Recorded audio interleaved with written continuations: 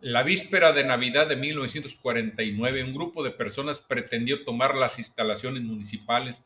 El alcalde en funciones, Bartolo de León, con la ayuda del comandante de policía, evitó que esto ocurriera.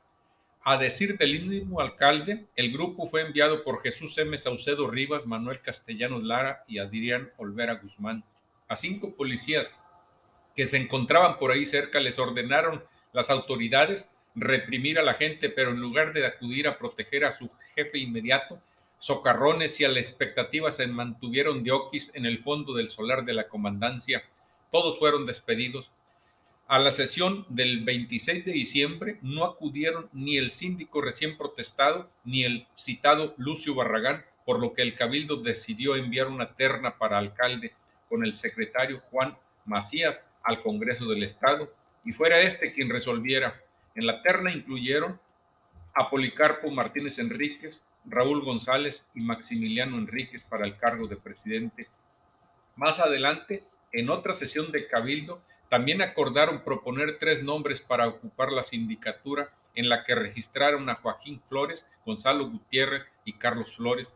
Como se ve, corrían tiempos en los que, causa curiosa, para destituir al presidente municipal bastó la coalición de 3 regidores que hacían mayoría del cabildo y decidieron que el primer regidor sustituyera al alcalde electo, pero para quitar al síndico trataron de cumplir el subterfugio de la terna ante el Congreso del local.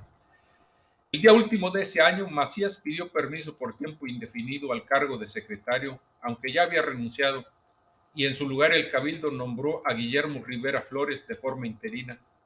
9 días después, Bartolo de León designó a Ignacio Morales Castro. También en sesión dispusieron girar un comunicado al gobernador, a la legislatura local y al procurador para avisarles que el síndico suplente Genaro Ruiz no cumplía con su cargo, por lo que requerían tomar algún punto de acuerdo para que la función del Ministerio Público se cumpliera a cabalidad.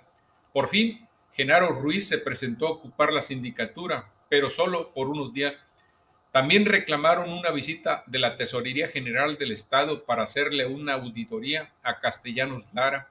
Para el 16 de enero de 1950, todavía el profesor Castellanos no se presentaba a entregar los documentos de la Tesorería. El cabildo decidió denunciarlo al Ministerio Público para su investigación. Días convulsos, confusos, difusos fueron aquellos. El nuevo año fue recibido con 2 alcaldes, 2 tesoreros y 2 cuerpos de policía. Los cumplidores contribuyentes desconocían a cuál de los 2 ayuntamientos debían pagar los impuestos de catastro. Saucedo despachaba en una casa particular y de León, junto con los otros 2 regidores del cabildazo, se reunían en la alcaldía con la protección del jefe de la policía, Amparo Bustos, y 8 agentes a su mando.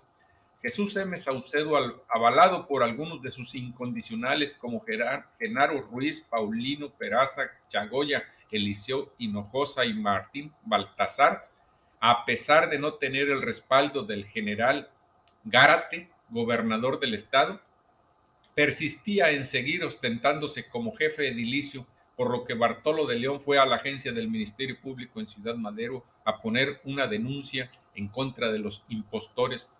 De Ciudad Victoria enviaron al inspector de Hacienda, Luis G. Luque, a practicarle una auditoría a las tachadas finanzas del maestro Castellanos Lara, pero a decir de este, en declaraciones al reportero de El Mundo, Luque actuó con violencia. Pretendía el auditor que le entregara los documentos y libros de la tesorería, por lo que se negó a proseguir con la diligencia hasta en tanto hubiera un notario público que diera fe de los hechos y le otorgara garantías. Los notarios que practicaban diligencias en Altamira provenían del Puerto Jaibo con autorización expresa del gobierno del estado, publicada en el periódico oficial. Agregó Castellanos: mal puede afirmarse que hay un faltante de 12,000 pesos, como afirma el señor Luque o las personas que informaron al reportero del Mundo, porque la revisión no se ha llevado a cabo. Yo tengo mis cuentas al corriente y el único faltante que hay es el de 3,000 pesos correspondiente a la gestión de la Junta de Administración Civil encabezada por el señor Enrique Tamés, que ya consignó el señor alcalde Saucedo y al cual parece habérsele echado tierra. En ese momento, el profesor exhibió un citatorio firmado por Luque para hacer una revisión a la tesorería en el mismo día en que estaba dando la entrevista al periodista. Aguijoneado por unas declaraciones en su contra, el 11 de enero de 1950, el ex tesorero insertó en las páginas del Mundo una valiente carta enviada al gobernador en donde le explicó la falsedad de las acusaciones y que la tesorería se encontraba minuciosamente al corriente. Relató así su actuación. No seguí compareciendo a la revisión en virtud de que, no obstante sus recomendaciones, no tengo ninguna garantía. El ciudadano procurador de justicia, que se conduce con muy poca seriedad y obrando al margen de sus recomendaciones de que se nos den garantías, ha seguido atentando contra mi libertad personal al grado de que tengo 2 meses de estar haciendo uso del juicio de amparo. Por último, reiteró la falsedad de las versiones en su contra, su decisión de presentar las pruebas de descargo y aclarar el manejo de las recaudaciones, responsabilidad que nada más recaía en él y no en el presidente Saucedo o en el síndico Adrián Olvera. ¿Por qué dice Castellanos que tiene 2 meses con la protección de un amparo si el cabildazo se originó el día 7 de diciembre de 1949? En la última quincena de enero de 1950, el inspector de Hacienda, Luis Luque, había intentado que Castellanos entregara el dinero de la tesorería, sin lograrlo, porque se rumoraba que con Saucedo se hallaba en la Ciudad de México. El doctor Morales Castro empezó a ejercer el cargo de tesorero con respaldo del Cabildo y a recibir las contribuciones.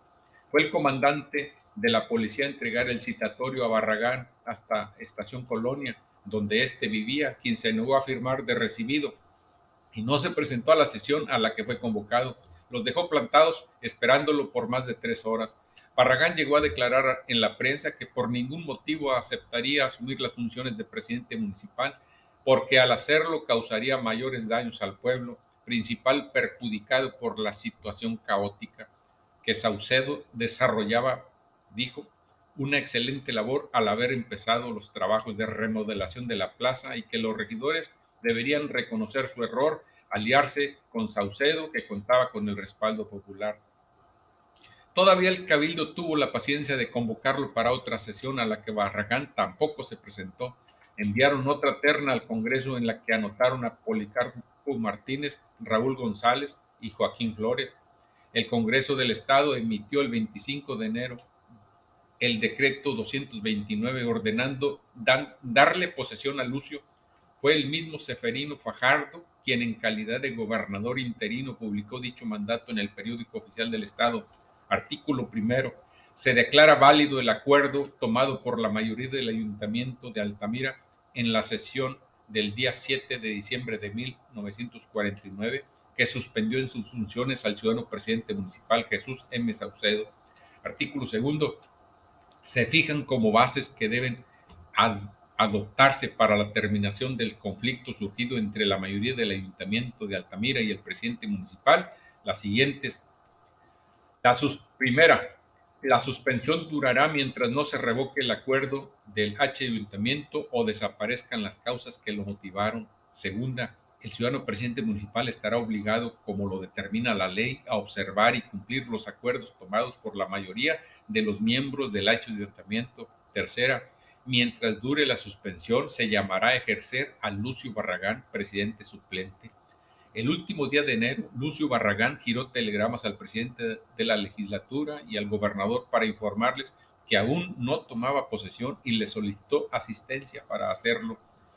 Cuando se emitió el decreto que puso fin a la gestión de Chucho M., fungía como presidente del Congreso Vicente de la Garza. Saucedo participó en posteriores administraciones en donde llegó a ocupar el cargo de delegado del Registro Nacional de Electores, secretario y tesorero del ayuntamiento. De manera sistemática, Bartolo de León, con auxilio de los otros 2 regidores, se negaba a entregar el cargo a Barragán, quien desde su ejido iba y venía y regresaba con las manos vacías. con el peregrino pretexto de no haber sido oficialmente informados del decreto del Congreso del Estado de León, siguió ocupando el edificio municipal mientras Lucio se paseaba como alcalde de papel. El miércoles 15 de febrero de 1950, Barragán se presentó por la mañana en la alcaldía y fue atendido por el secretario interino Guillermo Rivera Flores. Este le dijo que regresara a las 3 de la tarde cuando habría sesión de cabildo.